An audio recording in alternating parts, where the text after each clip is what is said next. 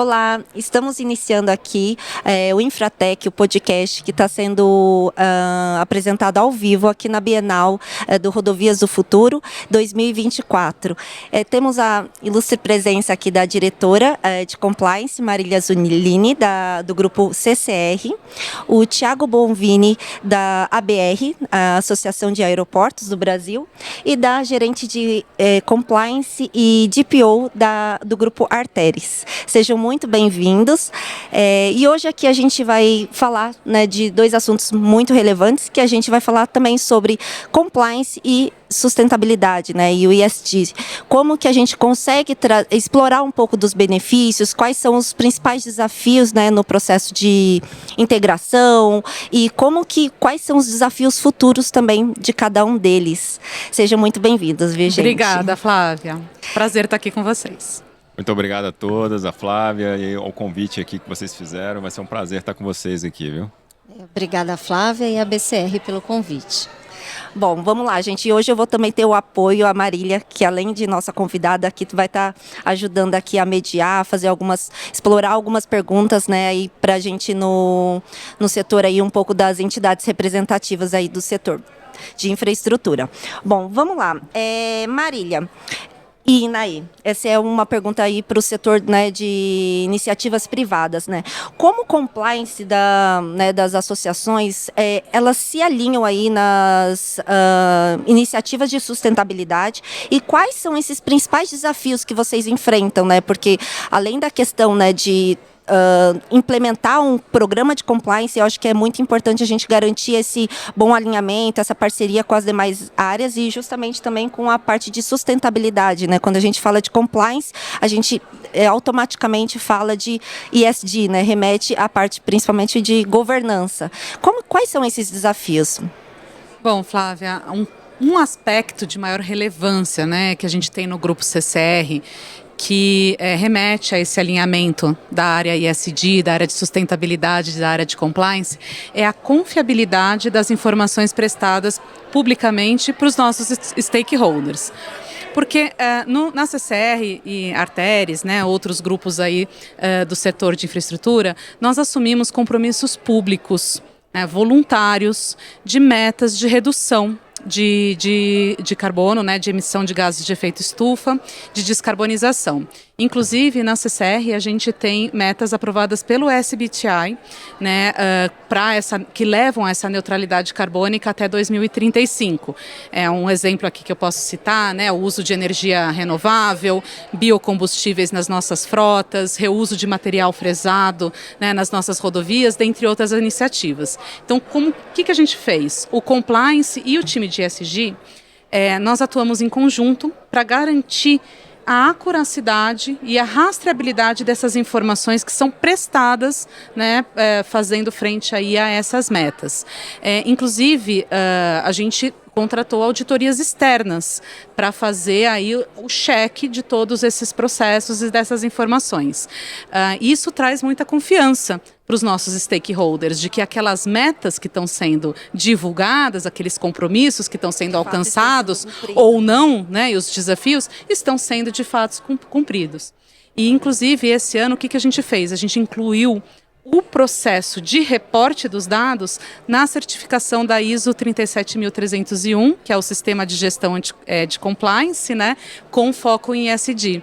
Então, eu acho que com isso a gente, né, tem um bom alinhamento aí entre essas duas áreas para garantir essa confiança aí para os nossos stakeholders.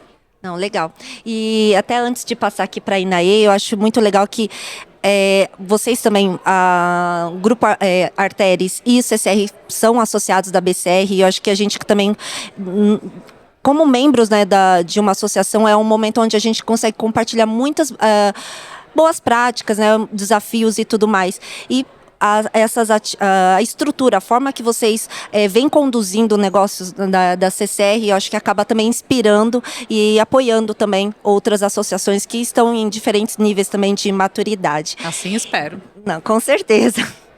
E, Inaê, você pode falar um pouco aí dos desafios da Arteris? Bom, eu vejo a questão de integração entre as áreas, principalmente do programa de integridade da Arteris, eu acredito de qualquer empresa, que levar a cultura da integridade faz parte de todas as iniciativas de ESG. Então, você não consegue ter iniciativas de ambiente, iniciativas de sociais ou iniciativas de governança se você não tem integridade como parte da cultura.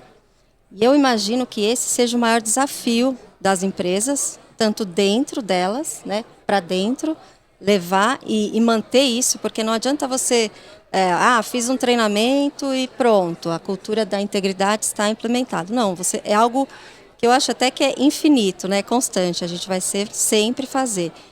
E agora a gente pensa no desafio maior, que é levar para fora, que é engajar os fornecedores, engajar os stakeholders nesse desafio da integridade. Então, tomada de decisões, estou na governança, precisam ser íntegras. Eu preciso ter a integridade dentro do mecanismo de tomada de decisões. Então, eu vejo esse como o maior desafio. Fazendo um gancho nesses desafios, né, que as associadas, né, as empresas aí do setor privado, as concessionárias enfrentam, como que a associação, né, as associações de classe, a BCR, a BR, apoiam as empresas associadas na construção das políticas de compliance, de ESG, em todas essas iniciativas? Flávia e Thiago poderiam comentar um pouquinho? Claro. Primeiro, eu gostaria muito de agradecer essa presença dos aeroportos aqui num evento de rodovias, né? Isso demonstra a integração da infraestrutura e a multimodalidade, né? Então, acho que foi muito salutar essa participação nossa, porque os setores se conversam. E nós temos, né, dentro da BR, que é a associação hoje que responde pelos aeroportos no Brasil, essa busca pelo compliance, pela integridade e esse trabalho do ESG. Mas de que forma? Primeiro, eu acho que todos, né, as empresas aí, vocês, mas a associação principalmente, buscar em cima do seu planejamento estratégico. Então, nós buscamos, em cima do nosso planejamento estratégico, um trabalho feito para que esse fosse um tópico dentro de um objetivo estratégico para ser atingido. Por quê? Assim você já tem o envolvimento da alta direção dos conselheiros e dali para o top-down, né? Então, com isso, a gente já tem as nossas necessidades objetivas de atingir aí as nossas metas. Com certeza, todas as nossas associadas, que hoje são 13, têm também o seu trabalho diretamente com ESG, né? Uma delas é a CCR, que vem nos ajudando muito, fomentando esse trabalho. A CCR tem lá o seu banco, né, no Conselho de Administração e também no Comitê de Ética que foi criado dentro da associação.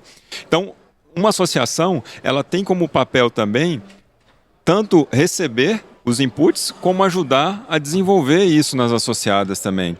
Tanto na parte de ambiental, né? Então nós buscamos muito também com a BCR, nós bebemos nessa água deles, né, que já estão um pouco mais à frente. O que você já fez? Quais são as melhores práticas?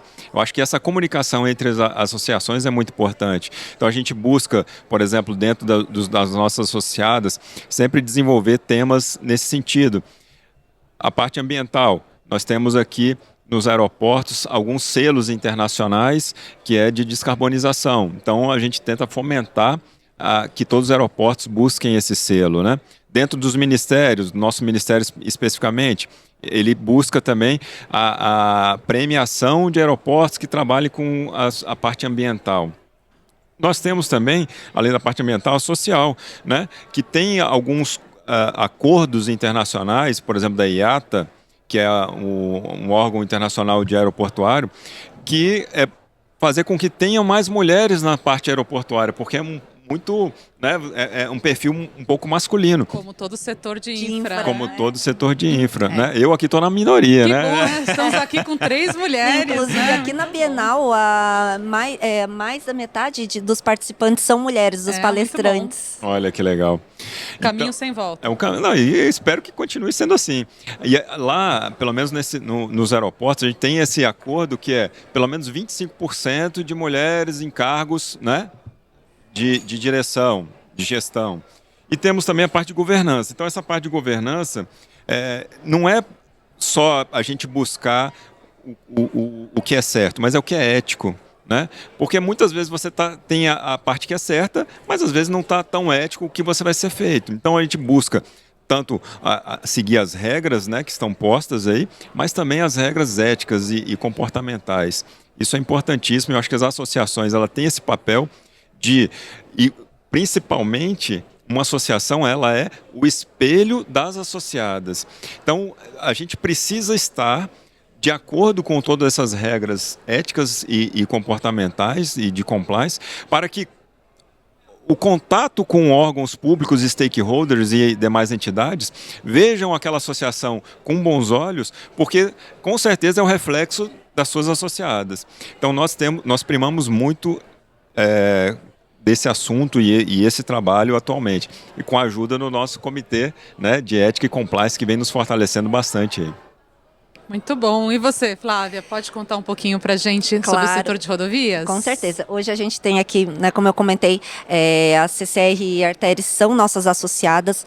A BCR ela vem, né, aprimorando o programa de compliance. Sim, tem o compromisso da alta direção, mas também eu acho que tem um papel muito relevante que é o papel das associadas em cobrar, em exigir, né, que a maior transparência, né, tanto de um programa de compliance, mas das atividades, do que está sendo discutido e a forma que está sendo levada a isso, né? Como o Thiago bem falou, a gente acaba representando, né, os interesses das associadas.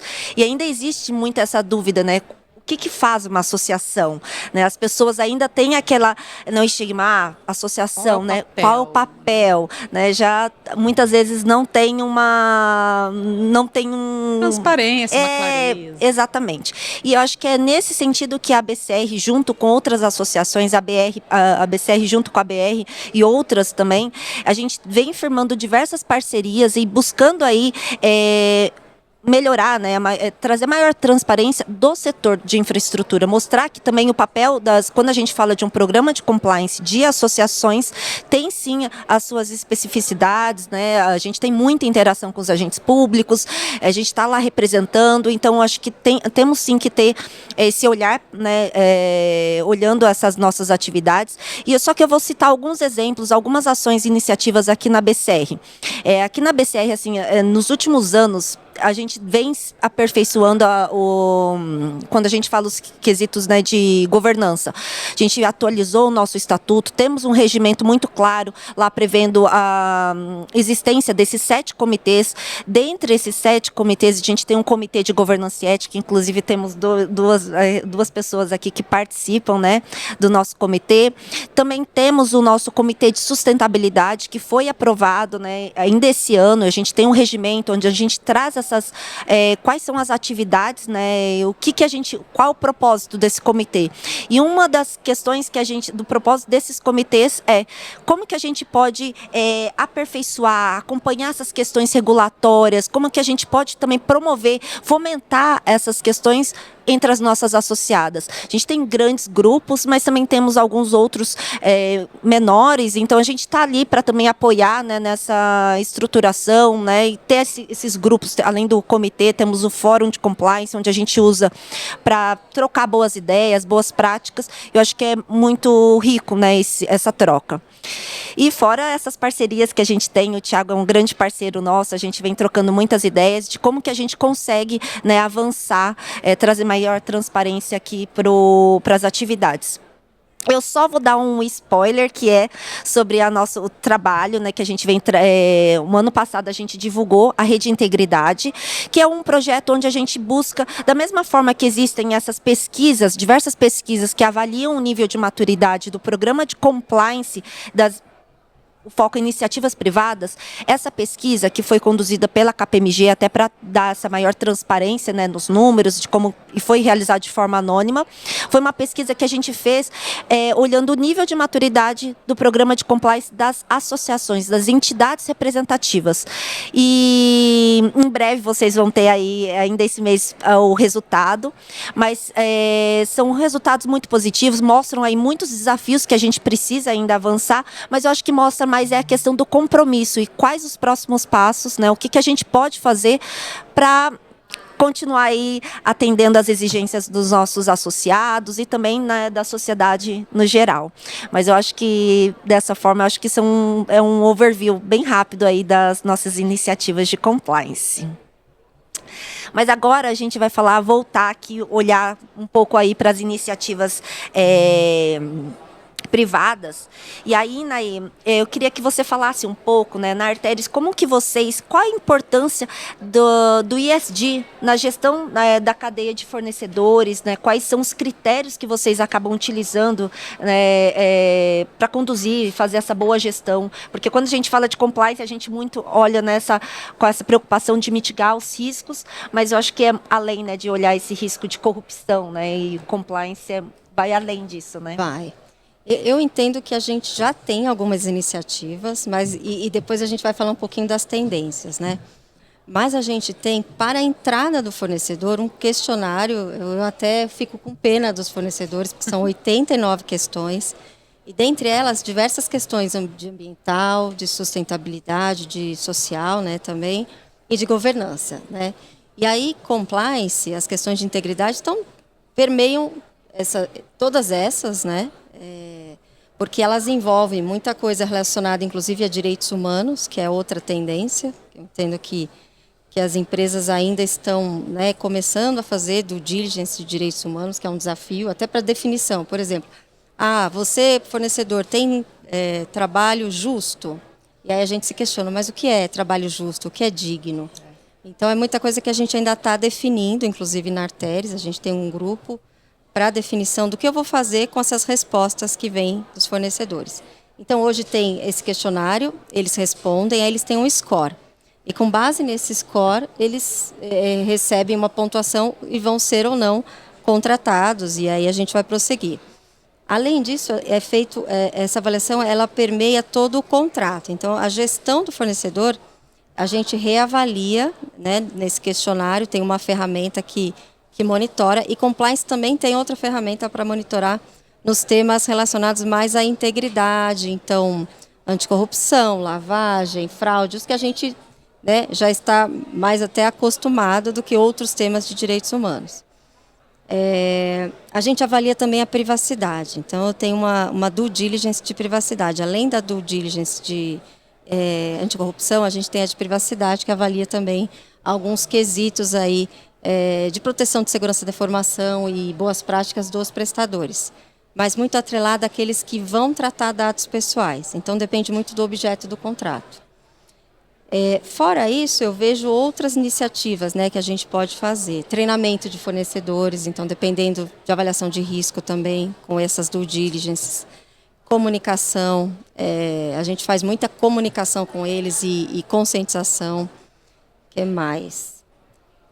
E tentar incentivar também a cadeia a melhorar. Então, por exemplo, como resultado de uma avaliação de due diligence, muitas vezes a gente fomenta um compromisso. Então, fornecedor, tudo bem, você está com uma dificuldade, uma vulnerabilidade aqui, vamos nos comprometer a criar um programa de integridade? O que você consegue fazer para a gente manter o nosso relacionamento?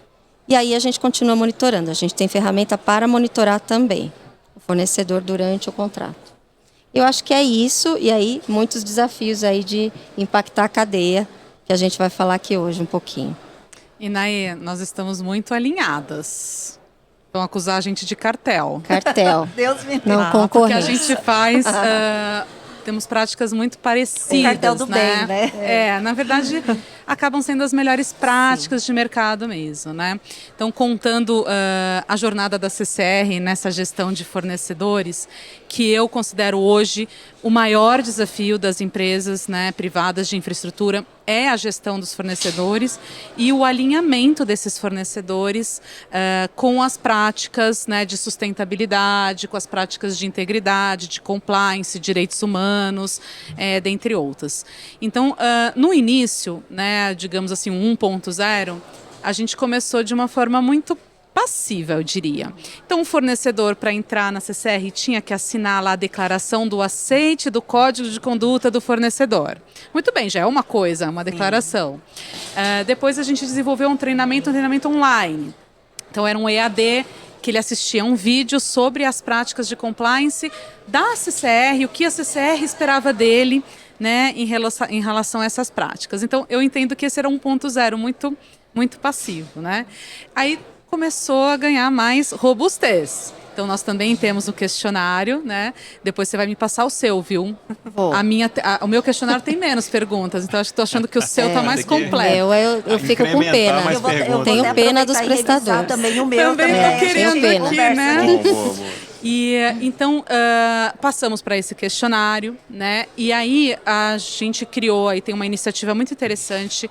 A gente evoluiu para uma capacitação do fornecedor. Então não é mais um treinamento EAD sobre o nosso código, né? A gente realmente queria promover ali, eu entendo que a gente está conseguindo fazer isso hoje, uma capacitação dos nossos fornecedores em integridade.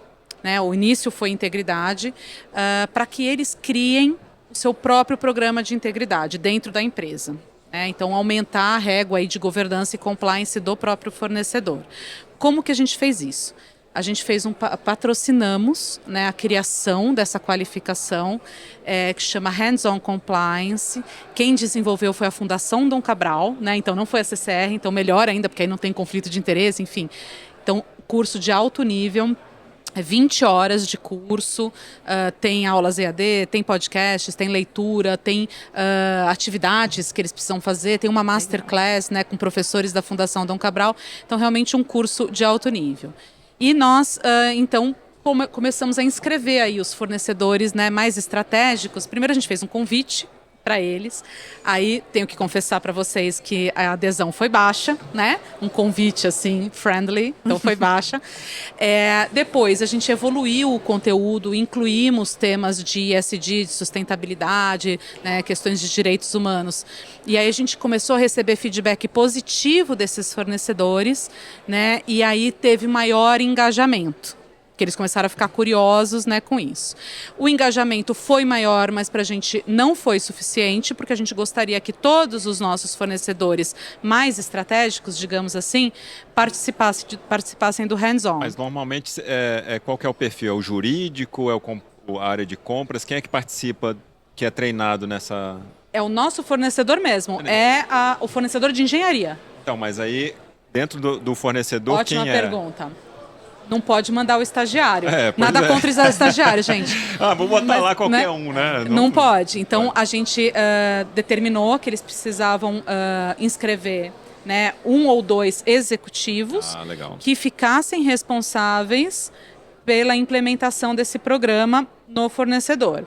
E poderia ser qualquer executivo. Então, tivemos fornecedores que inscreveram pessoas do jurídico, pessoas do time de recursos humanos, até da contabilidade, controladoria.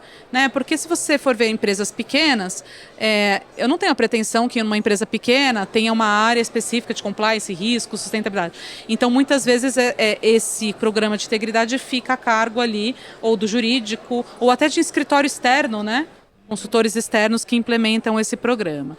E então, aí com essa, né, evolução, pouco a pouco, aí a gente teve mais engajamento, né, desses fornecedores. O ano passado a gente treinou 300, né, mais de 300 empresas. Esse ano a gente quer treinar mais 300 empresas. E a gente traçou ali uma régua, porque não seria possível treinar todo mundo, cobrar todo mundo. Então, seriam uns fornecedores estratégicos, têm determinados valores contratuais, mas principalmente aqueles que, no questionário e na due diligence do fornecedor, tinham riscos, apontamentos relevantes, né, reputacionais. Para esses que têm apontamentos relevantes, né, a gente colocou como obrigatório. Então, é obrigatório fazer o hands-on compliance. Tem uma cláusula contratual que impõe, inclusive, multa, né, e retenção de pagamento se ele não conclui até o final do ano, até, né, 6 meses.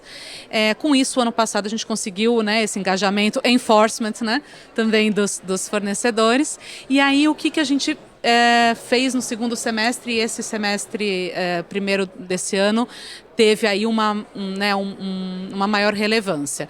No contrato, a gente começou a incluir cláusulas que obrigam o fornecedor a implementar o programa de compliance, de acordo com as cartilhas que estão da CGU, que tem de pequenas e médias empresas, né, na própria CGU, e aí tem a obrigação de fazer o hands-on, ou seja, eu te dou a capacitação, é 100% patrocinado pela CCR, ou seja, não tem nenhum custo para o fornecedor, ele está recebendo a capacitação gratuita, depois ele tem ali X meses para implementar o seu programa de integridade e eu não vou auditar esse programa. Ele mesmo precisa procurar uma auditoria independente, pode ser uma certificação da ISO ou qualquer coisa similar, né, para fazer essa implementação. E auditar esse programa e né, colocar aí as suas melhorias contínuas. E aí, muito recentemente, depois que eu participei ali do congresso, né, da LEC, no final de junho, eu vi uma fala da secretária executiva da CGU sobre o Pacto Brasil Integridade, né, que a CGU lançou no final do ano passado. E aí a gente começou a colocar também como obrigação, né, que as empresas assinassem esse pacto. E esse pacto é parecido com o Proética, o questionário, mas ele é uma autoavaliação, né? Então é bom, porque daí além de ter uma auditoria externa, né, o fornecedor ainda vai ter uma autoavaliação. Então, assim, gente, com isso, né, a gente pretende elevar o risco, reduzir o risco e elevar, digamos, a régua de governança e compliance da nossa cadeia, né, de fornecedores. Então, realmente, criar ali, ter uma transformação da nossa cadeia de fornecedores, mas dar todas as ferramentas para que eles possam evoluir, né? Então, eu acho que esse é o grande desafio aí da CCR nos próximos anos. Não, e você viu que a régua é muito alta, porque a gente tem aqui associadas, a CCR também de vocês, a gente tem a Arteris, o nível de exigência é muito alto. Só fazendo um paralelo, assim, trazendo um pouco para o mundo de associações. Quando a gente fala de gestão de cadeia de fornecedores, não é tanto a nossa, não digo que seja um dos pontos mais sensíveis, porque querendo ou não é onde a gente tem uma base de fornecedores enorme e tudo mais, né? Mas eu acho interessante falar assim, ó, por exemplo, esse evento, a Bienal. Então a gente tem muita preocupação em relação. Quem são os nossos patrocinadores? Quem são os nossos parceiros? Quais são as regras que a gente está colocando? São nossos fornecedores. Todo mundo que está aqui patrocinando o evento é fornecedor. Então a gente precisa conhecer esses fornecedores, a gente precisa conhecer quem são os parceiros, né? Muitas autoridades públicas estão presentes, então a gente precisa, inclusive nos nossos convites, a gente sempre deixa muito claro qual vai ser o papel, que não vai ter qualquer tipo de pagamento para trazê-los como palestrantes. Então, eu acho que isso é muito importante. E eu acho que um ponto muito legal que eu vou citar aqui é quando eu falo que as nossas associadas nos cobram, e é isso mesmo. E Naeja também já me pediu diversas vezes, Flávia, preciso de um relatório, vamos dizer, um resumo das principais ações que vocês, né, a BCR, vem conduzindo, né? Porque vocês têm, acho que, reuniões, né, com a presidência, e que são exigidos isso, né? Sim.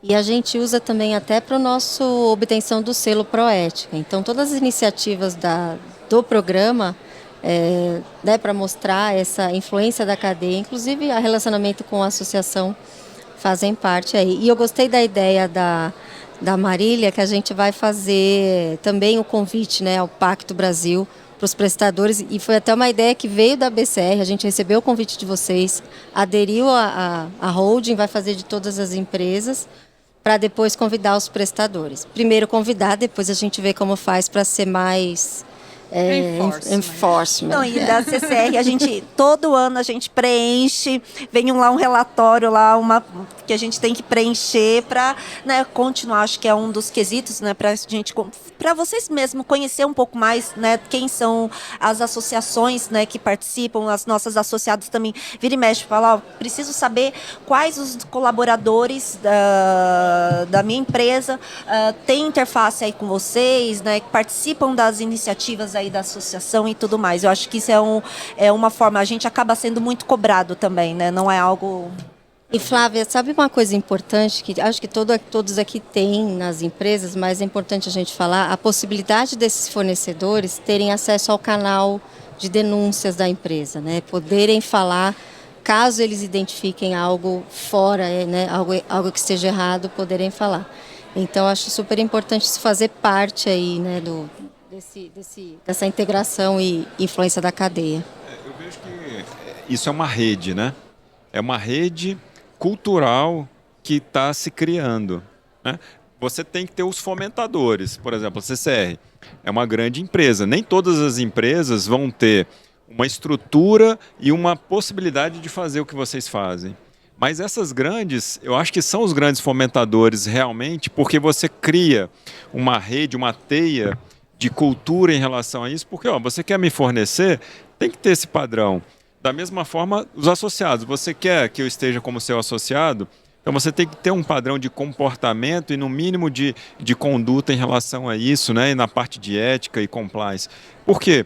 Porque isso cria-se a cultura, né? Você tem a criação da cultura e começa a ser a nível Brasil. Não é mais só regionalizado. Só dentro da minha empresa que eu faço isso. Mas isso é dentro da empresa.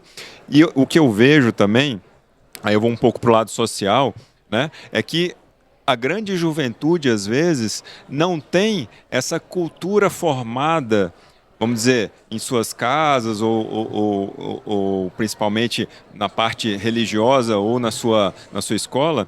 A empresa acaba sendo um grande ponto de formação ético-cultural dele nisso daí. Porque se ele vem, né, de fora para uma empresa que tem uma cultura forte nisso, ele se molda e você está melhorando a sociedade, está melhorando a cultura social também, né? Aproveitando a sua fala, né, Thiago, como que as associações elas podem ajudar as empresas a impulsionar, né, essa agenda? E como que as organizações, quais as recomendações que a ABR poderia dar para essas organizações buscarem melhorar suas práticas de compliance e de ESG? Então, as associações, elas, como eu falei anteriormente, né, são um reflexo também das suas associadas. Algumas associadas, e eu tenho certeza disso, elas estão a um nível muito elevado, como é o caso da CCR. Mas tem outras que também ainda estão iniciando. A gente tem associadas que estão iniciando o processo. Porque até é interessante, o nosso conselho hoje da BR, ele é representado pelos CEOs de cada associada. E aí quando a gente começou a mostrar os nossos índices, estamos as nossas metas do ano de compliance, as nossas regras, qual era o projeto, algumas associadas vieram falar com a gente, eu estou começando aqui o nosso trabalho de compliance, você pode nos orientar como você está fazendo? Já que você está começando, me ajuda a começar também, porque às vezes eles se sentem inibidos de chegar numa empresa que já está totalmente formada e pedir apoio. Né? Eu já sou meio cara de pau. Eu fui lá na BCR e falei, quem é o melhor aqui? A BCR, vem cá, me ajuda aqui. E a Flávia foi extremamente assim, abriu as portas e obrigado, né, Flávia? Então, quando a gente começa esse trabalho, ele é um impulsionador. Então, como que a gente consegue ajudar as associadas a fazerem isso? Por exemplo, né? Dando o exemplo. Então, o exemplo é muito importante, porque quando... E a gente está hoje, né? Acho que nesse último mês a gente fez um programa de conscientização do compliance nas redes sociais também, do que a gente está fazendo. É muito importante, porque a gente começa a demonstrar para a sociedade também, olha, nós temos o compliance. E as associadas precisam saber disso também, porque eu não sei quantos associados a BCR tem, são quantos? A gente está com 56. 56, é muita coisa. Você não consegue fazer uma reunião com todo mundo sobre isso. Então você tem que demonstrar de alguma forma que existe, para às vezes aquelas que estão precisando crescer naquele momento, vão lá buscar.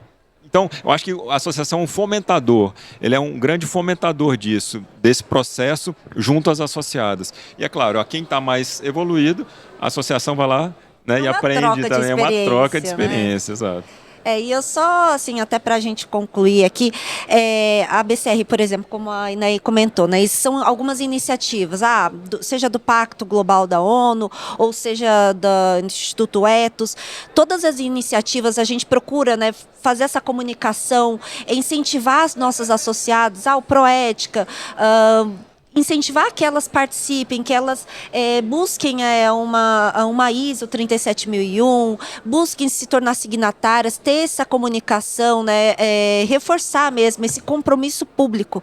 Eu acho que essa também é uma forma que a gente busca fazer isso com as nossas associadas, né, incentivar, né, não somente ir fazendo essa troca de experiência, mas também ajudar aí na comunicação aí dos eventos, das iniciativas que vem acontecendo.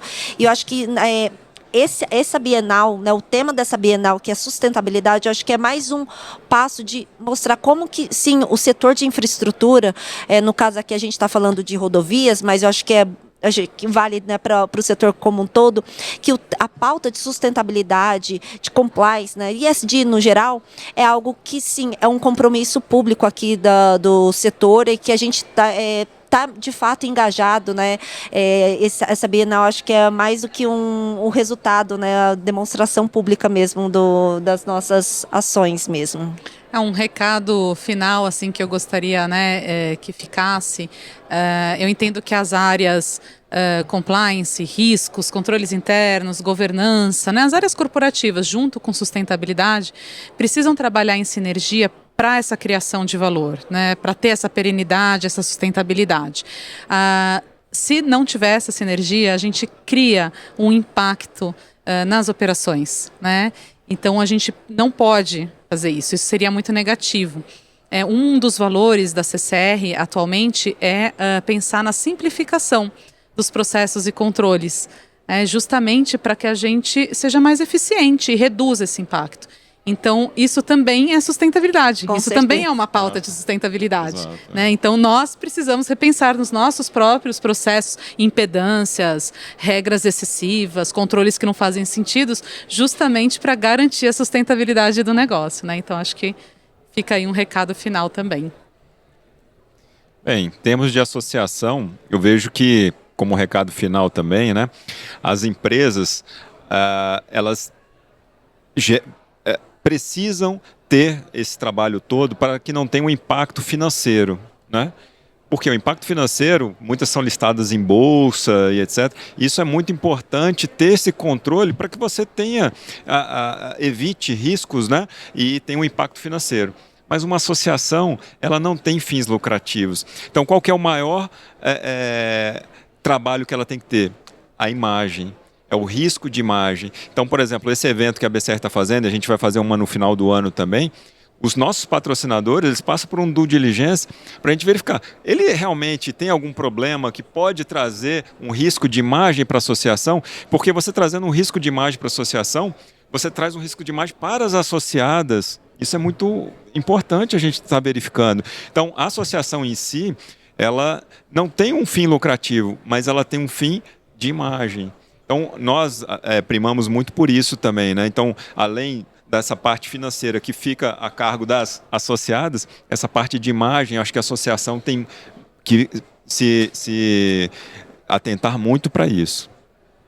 Bom, como mensagem final, eu acredito, né, e a gente tem ouvido muito falar que ESG é um caminho sem volta e necessário. Então, não tem como mais a empresa entender que ESG é bondade, é boa-fé da empresa. Ele precisa fazer parte do propósito da empresa. E eu vejo compliance e integridade como parte dessa missão, como a Marília falou, é multidisciplinar, né? As pessoas, os colaboradores e a sociedade precisam entender que nós temos que levar a integridade, né, em todas as relações e na empresa dentro da governança do social e do ambiental. E aí, linkando com as associações, eu vejo essa importância dessa integração que vocês falaram, da gente unir esforços no setor para criar iniciativas conjuntas, né? Ontem mesmo eu comentei com uma pessoa, imagine o caminhoneiro, né, nas rodovias, que tem que baixar um aplicativo da Artéries, um da CCR, então cada rodovia que ele passa, ele tem que olhar um para uma ação social, por exemplo. Né? Então, esse eu acho que é um recado importante da gente pensar junto em associações. Bom, gente, eu gostaria muito de agradecer a participação de vocês, que a gente vai continuar tendo esses encontros, né, fora daqui, mas muito obrigada, Marília, Tiago e Naí, aqui pela participação, e a Cartado, aqui pela parceria e aqui por esse podcast. Obrigada, gente. Pelo convite. Obrigada. Muito bom, gente. Até mais.